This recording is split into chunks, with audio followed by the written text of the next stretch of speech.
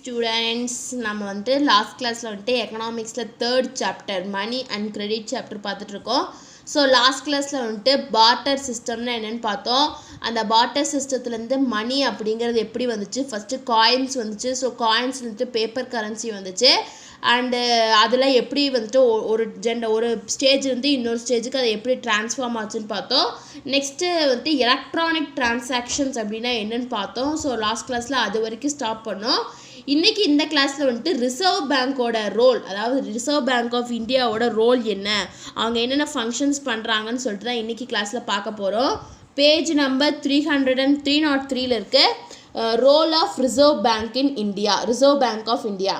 A government has the responsibility to regulate money supply and oversee the monetary policies. அதாவது வந்துட்டு ஒவ்வொரு கவர்மெண்ட்டுக்கும் வந்துட்டு ஒரு ரெஸ்பான்சிபிலிட்டி இருக்குது. எதுக்குன்னா மணி சப்ளை, அந்த பணத்தை வந்துட்டு சப்ளை பண்ணுறாங்க, அவங்க தான் வந்துட்டு பிரிண்ட் பண்ணுறாங்க. ஸோ அதை ரெகுலேட் பண்ணுறதுக்கு ஒரு ரெஸ்பான்சிபிலிட்டி இருக்குது. அண்ட் மானிட்டரி பாலிசின்னு வந்துட்டு பணக்கொள்கைன்னு சொல்லுவாங்க. அதை வந்துட்டு அதாவது வந்துட்டு அதை கண்காணிக்கிற ஒரு ரெஸ்பான்சிபிலிட்டி நம்ம கவர்மெண்ட் கிட்டே இருக்குது. Hoarding of money must be avoided at all costs in a country's economy.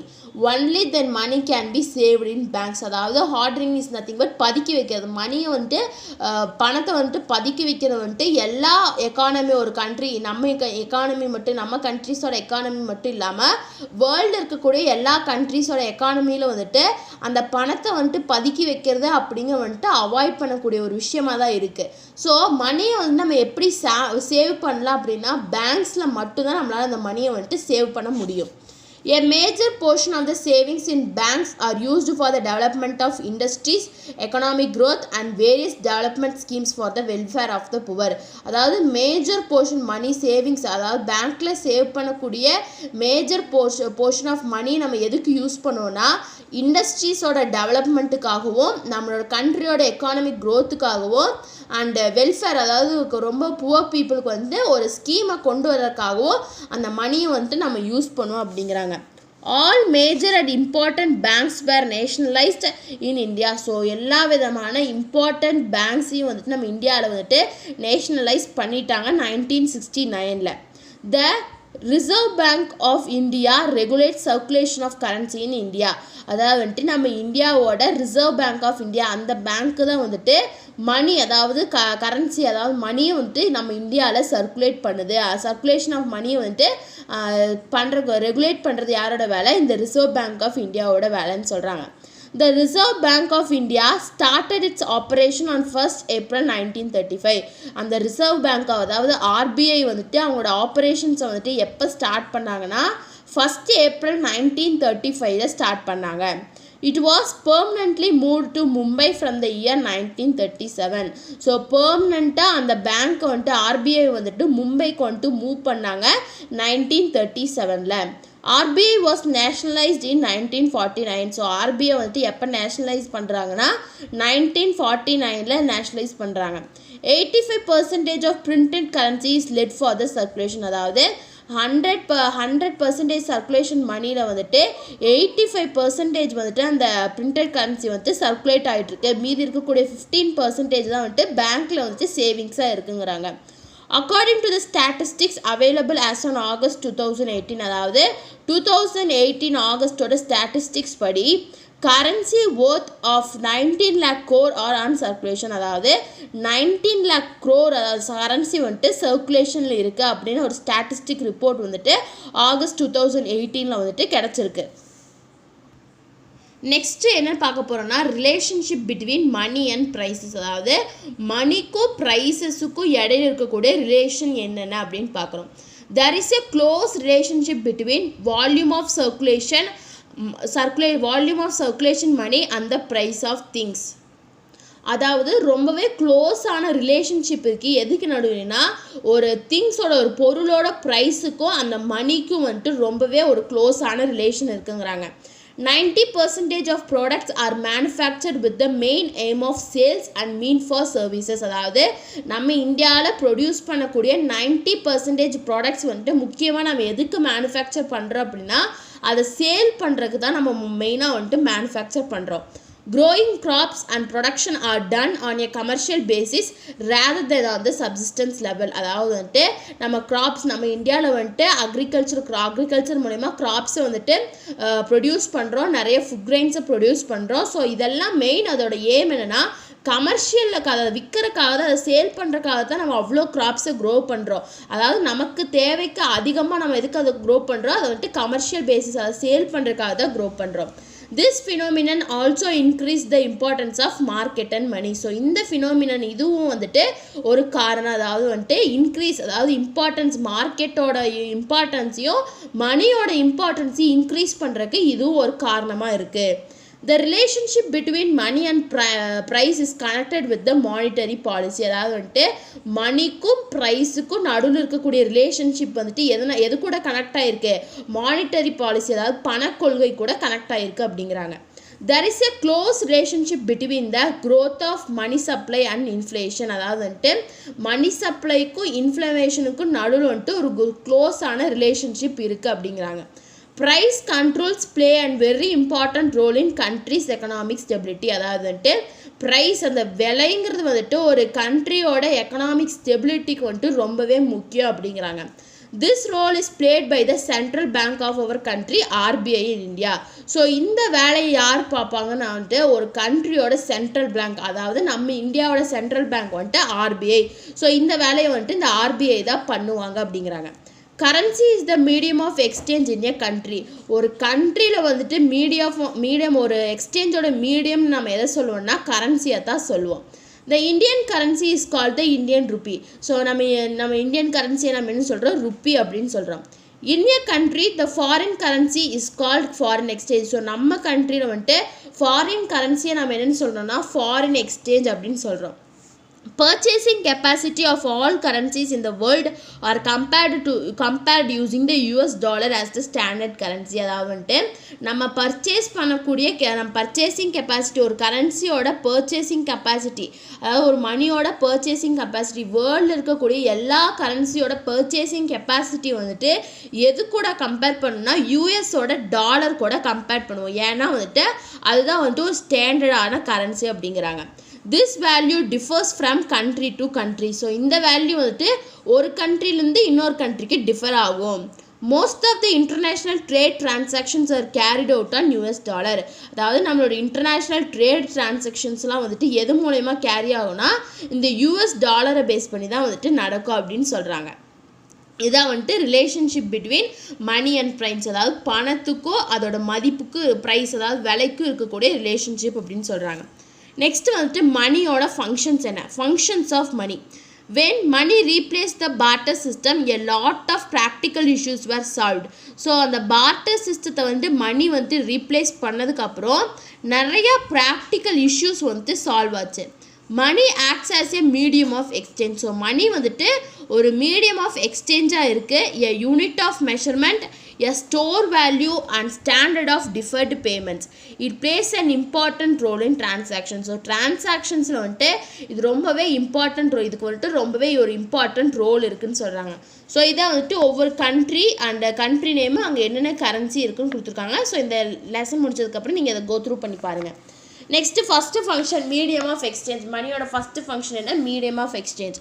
Money should be accepted liberally in exchange of goods and services in a country. ஒரு கண்ட்ரியில் வந்துட்டு கூட்ஸை வந்துட்டு எக்ஸ்சேஞ்ச் பண்ணணும் அப்படின்னா வந்துட்டு எக்ஸ்சேஞ்ச் பண்ணுறதுக்கு வந்துட்டு மணியை வந்துட்டு எல்லாருமே அக்செப்ட் பண்ணிக்கிட்டாங்க ஒரு மீடியம் ஆஃப் எக்ஸ்சேஞ்ச் அப்படிங்கிறாங்க. இதான் வந்துட்டு மணியோட ஃபங்க்ஷனோட ஃபஸ்ட்டு பாயிண்ட்னா medium of exchange. Next, unit of account. Money should be the common standard unit of calculating country's total consumer goods, products and services.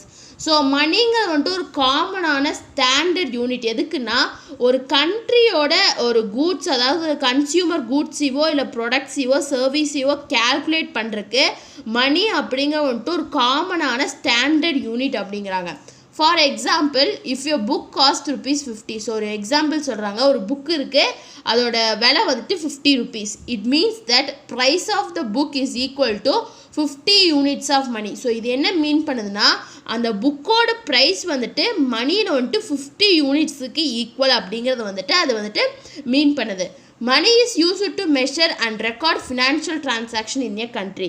So money அப்படிங்கிறது வந்துட்டு ஒரு கண்ட்ரியோட ஃபினான்ஷியல் டிரான்சாக்ஷன்ஸை ரெக்கார்ட் பண்ணுறக்கும் மெஷர் பண்ணுறக்கும் யூஸ் ஆகுது அப்படின்னு சொல்கிறாங்க. ஸோ இதான் வந்துட்டு அதோட second function, unit of account. Third function பார்க்கும்போது store of value. Money is used as a store of purchasing power.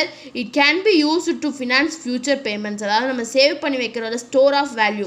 அதாவது என்ன சொல்கிறாங்கன்னா மணிங்கிறது வந்துட்டு நம்ம ஸ்டோர் பண்ணி வைக்கலாம், ஸ்டோர் பண்ணி வச்சு நம்ம ஃப்யூச்சர் பேமெண்ட்ஸுக்கு அதை வந்துட்டு யூஸ் பண்ணிக்கலாம்னு சொல்கிறாங்க. ஸோ ஃபங்க்ஷன்ஸ் ஆஃப் மணின்னு பார்க்கும்போது ஃபஸ்ட்டு ஃபங்க்ஷன் வந்துட்டு இது வந்துட்டு ஒரு மீடியம் ஆஃப் எக்ஸ்சேஞ்சாக இருக்குது, நெக்ஸ்ட்டு யூனிட் ஆஃப் அக்கௌண்ட்டாக இருக்குது, அண்ட் தேர்ட் ஒன் வந்துட்டு ஸ்டோர் வேல்யூவாக இருக்குதுன்னு சொல்கிறாங்க. இதான் வந்துட்டு functions of money. Next credit அப்படின்னா என்ன எல்லாத்துக்கும் தெரிஞ்சுக்கு, கிரெடிட் கார்ட்ஸ் அதான் வந்துட்டு credit. Farmers avail credit during monsoons for buying seeds, agricultural input and other expenses. அதாவது வந்துட்டு ஃபார்மர்ஸ் விவசாயிகளுக்கு வந்துட்டு ஒரு கிரெடிட் இருக்கும், அதாவது மான்சூன் அப்போ ஒரு கிரெடிட் இருக்கும். எதுக்குன்னா வந்துட்டு விதைகளை வந்துட்டு வாங்குறதுக்கு, பையிங் சீட்ஸ், ஏதாச்சும் அக்ரிகல்ச்சரலுக்கு ஏதாச்சும் இன்புட் வாங்குறதுக்கு வந்துட்டு அவங்களுக்கு கிரெடிட் இருக்கும். And other expenses, so agriculture சம்மந்தமாக அவங்க பண்ணக்கூடிய எல்லா எக்ஸ்பென்சஸ்க்கும் ஒரு கிரெடிட் இருக்கும். Traders and small entrepreneurs need credit for their needs. அதாவது ட்ரேடர்ஸ் சின்ன ட்ரேட் பண்ணுறவங்களும் அண்ட் ஸ்மால் என்டர்பிரைஸ் சின்ன கம்பெனிஸ் வச்சுருக்கவங்களுக்கு கூட கிரெடிட் இருக்கும், அவங்களோட நீட்ஸை வந்துட்டு அவங்களோட தேவைகளை வந்துட்டு நிறைவுபடுத்திக்கிறதுக்கு. Even large industries receive credit to take up their new projects. இவங்க மட்டும் இல்லாமல் பெரிய பெரிய இண்டஸ்ட்ரீஸுக்கும் வந்துட்டு ஒரு கிரெடிட்டுங்க அப்படிங்கிறது தேவைப்படும். எதுக்குன்னா அவங்களோட நியூ ப்ராஜெக்டை வந்துட்டு ஸ்டார்ட் பண்ணுறதுக்கு. Credit is available from. So இந்த கிரெடிட் அப்படிங்கிறது வந்துட்டு எங்கே அவைலபிளாக இருக்கும் அப்படின்னா formal financial institutions like nationalised and private banks and cooperative banks. அதாவது ஃபினான்ஷியல் இன்ஸ்டிடியூஷன்ஸ் இருக்கும் அண்ட் பேங்க்ஸ்லேயும் வந்துட்டு இந்த கிரெடிட் அப்படிங்கிறது இருக்கும். ஸோ பேங்க்கில் காமனாக வந்துட்டு கிரெடிட் கார்டு அப்படின்னு சொல்கிறோம், அதான் வந்துட்டு ஃபார்ம் ஆஃப் பேங்க்கில் இருக்கக்கூடிய common form of credit. And informal financial institutions, அதாவது இன்ஃபார்மலான ஃபினான்ஷியல், அதாவது ஃபைனான்ஸ் கொடுக்குறாங்க அந்த இன்ஸ்டிடியூஷன் சொல்கிறாங்க. Next micro credit is received through self help groups, அதாவது எஸ்ஹெச்ஜி. அதாவது வந்துட்டு மைக்ரோ கிரெடிட்டுங்க வந்துட்டு ஒரு சின்ன கிரெடிட் தான். இது எது மூலமாக ரிசீவ் பண்ணுவாங்கன்னா செல்ஃப் ஹெல்ப் குரூப்ஸ், அதாவது வந்துட்டு சுய உதவி குழுன்னு சொல்லுவாங்க. ஸோ அது மூலயமா வந்துட்டு ரிசீவ் பண்ணுவாங்க. As far as nationalized banks and cooperative banks are connected, the interest to credit is comparatively lesser and there is a guarantee for the pledged and goods. அதாவது வந்துட்டு இவங்க இப்படி மணியை வந்துட்டு கிரெடிட் பண்ணும்போது அதுக்கு வந்துட்டு ஒரு இன்ட்ரெஸ்ட் அப்படிங்கிறது வந்துட்டு இருக்கும். பட் அந்த இன்ட்ரெஸ்ட் வந்துட்டு ரொம்பவே கம்மியாக தான் இருக்கும். அவங்க எவ்வளோ அமௌண்ட் வாங்குறாங்களோ அதுக்கு கம்மியாக தான் இன்ட்ரெஸ்ட் இருக்கும் அப்படின்னு சொல்கிறாங்க. Next informal financial institution. So இன்ஃபார்மலான ஃபினான்ஷியல் இன்ஸ்டிடியூஷன்னா என்ன? Informal financial institutions are easily approachable to the customers with flexible procedures. So இந்த இன்ஃபார்மல் ஃபினான்ஷியல் இன்ஸ்டிடியூஷன்ஸ் வந்துட்டு ஈஸியாக கஸ்டமர்ஸ்னால் வந்துட்டு அப்ரோச் பண்ண முடியும் ஒரு ஃப்ளெக்சிபிளான ப்ரொசீஜர்ஸ் மூலிமா. But there are issues like the safety of items, pledged high rates of interest and modes of recovery. But ஆனால் வந்துட்டு ஒரு இஷ்யூஸும் இருக்கும். என்ன இஷ்யூஸ்னால் நம்ம பிளெட்ஜ் கொடுக்கக்கூடிய ஐட்டம்ஸ் வந்துட்டு சேஃபாக இருக்காது, அங்கே வந்துட்டு இன்ட்ரெஸ்ட் ரேட் வந்துட்டு ஹையாக இருக்கும், அதை ரெக்கவர் பண்ணுறது திருப்பி அதை வாங்குறதுங்கிறது வந்துட்டு ரொம்பவே கஷ்டமாக இருக்கும்.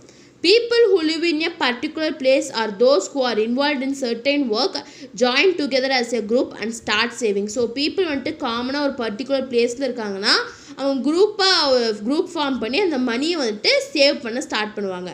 These are called self help groups. So அந்த குரூப்ஸ் தான் நம்ம என்னென்னு சொல்கிறோம்னா செல்ஃப் ஹெல்ப் குரூப்ஸ் அப்படின்னு சொல்கிறோம். The nationalized banks provide help to these groups through micro credit. So இந்த nationalized banksலாம் வந்துட்டு இந்த குரூப்ஸ்க்கு எப்படி ஹெல்ப் பண்ணுவாங்கன்னா மைக்ரோ கிரெடிட் மூலமா ஹெல்ப் பண்ணுவாங்க. Credit given those self-help groups for street vendors, fishermen, especially women and the poor really make the difference in their life. So இந்த credit இந்த self-help group மூலமா யாருக்கு வந்துட்டு முக்கியமாக தருவாங்கன்னா வந்துட்டு ஸ்ட்ரீட் வெண்டர்ஸ், அதாவது இந்த ரோட்டில் வந்துட்டு கடை போட்டிருக்காங்க அவங்க வந்துட்டு ஸ்ட்ரீட் வெண்டர்ஸ், ஃபிஷர்மேன் அதாவது மீன் பிடிக்கிறவங்க, அண்ட் எஸ்பெஷலி உமன்ஸ் பெண்களுக்கு வந்துட்டு இதை கொடுப்பாங்க அப்படிங்கிறாங்க. In Tamil Nadu, all the banks have 10,612 branches across the state. they carry on total transaction of around 15 lakh crore rupees during the financial year 2017 to 2018. So தமிழ்நாட்டில் இருக்கக்கூடிய எல்லா banks அதாவது 10,612 பிரான்ச்சஸும் வந்துட்டு அந்த ஸ்டேட்டில் இருக்குது. ஸோ அவங்க வந்துட்டு டோட்டல் டிரான்சாக்ஷனாக 15 lakh crore rupees வந்துட்டு கொடுத்துருக்காங்க. எந்த ஃபினான்ஷியல் இயர்னா 2017 to 2018. ஸோ இதான் வந்துட்டு கிரெடிட். ஸோ இதோட வந்துட்டு கிரெடிட் முடியுது. ஸோ இந்த சாப்டர் வந்துட்டு இதோட எண்ட் ஆகுது. ஸோ உங்களுக்கு ஏதாச்சும் டவுட்ஸ் இருந்தால் கமெண்ட் பண்ணுங்கள், இல்லாட்டி நெக்ஸ்ட் கிளாஸில் கேளுங்க. ஸோ உங்களுக்கு இந்த வீடியோ கிளாஸ் பிடிச்சிருந்தா லைக் பண்ணுங்கள், ஷேர் பண்ணுங்கள், சப்ஸ்கிரைப் பண்ணுங்கள். தேங்க்யூ.